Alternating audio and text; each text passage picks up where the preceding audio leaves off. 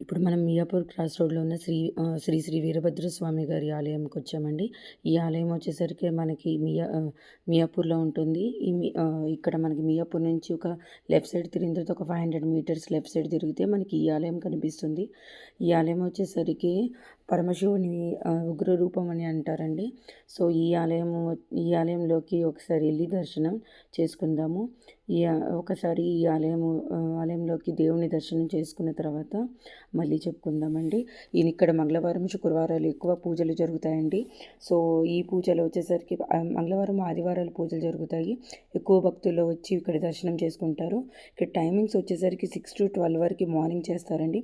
8 PM వరకు evening పూజలు జరుగుతూ ఉంటాయండి. ఎక్కువ అమావాస్య, ట్యూస్డే, సండే ఇలాంటి రోజుల్లో ఎక్కువ పూజలు చేస్తారండి.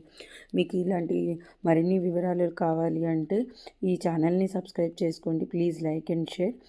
అండ్ దీంట్లోని ఇంకా రిమైనింగ్ ఆలయాలు ఉన్నాయండి. అవన్నీ లింక్స్ అనేవి కింద డిస్క్రిప్షన్లో ఇస్తాను. వన్స్ చెక్ చేయండి.